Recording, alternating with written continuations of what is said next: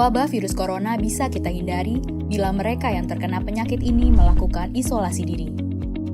Tidak semua pasien corona harus dirawat di rumah sakit. Mereka yang tidak termasuk kelompok rentan cukup melakukan isolasi diri di rumah. Protokol isolasi diri sendiri dalam penanganan COVID-19. Mengapa orang yang diduga tertular COVID-19 diisolasi setidaknya 14 hari? Gejala COVID-19 biasanya muncul dalam rentang 1-14 hari berupa batuk, demam, atau sesak nafas. Dalam selang waktu itu, kondisi orang diduga terinfeksi COVID-19 diisolasi dan dipantau di rumah sakit, rumah, atau tempat lain. Untuk memastikan infeksi, akan dilakukan tes beberapa kali. Apabila Anda bukan kelompok rentan seperti lansia atau memiliki penyakit kronis lain seperti diabetes, jantung, kanker, penyakit paru kronik, AIDS, penyakit autoimun, dan sejenisnya, maka Anda dapat secara sukarela atau berdasarkan rekomendasi petugas kesehatan melakukan isolasi mandiri. Apakah isolasi mandiri itu?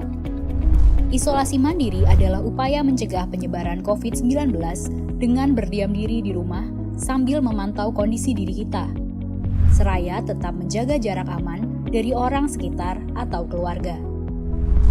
Siapa yang perlu melakukan isolasi mandiri?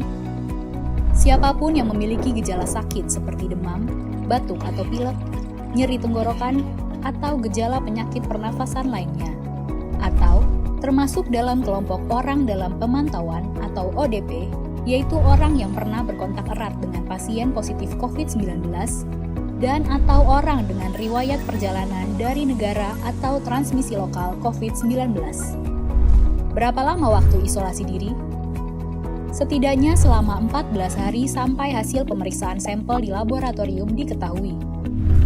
Apa yang perlu dilakukan saat isolasi mandiri? Tinggal di rumah dan jangan keluar, kecuali untuk mencari pertolongan medis. Sebisa mungkin, gunakan kamar terpisah dan selalu jaga jarak setidaknya 1 meter dari anggota keluarga lain.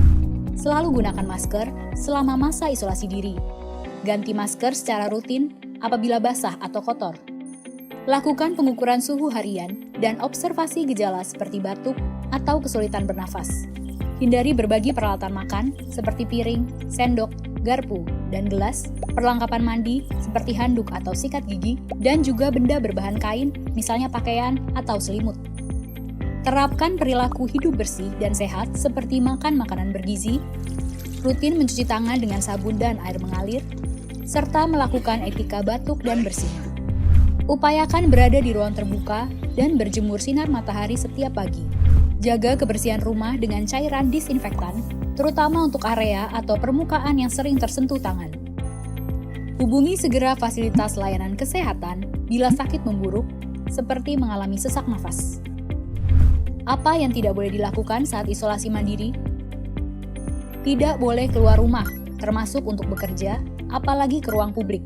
Bila sangat terpaksa harus keluar, gunakan masker dan hindari transportasi publik atau tempat ramai.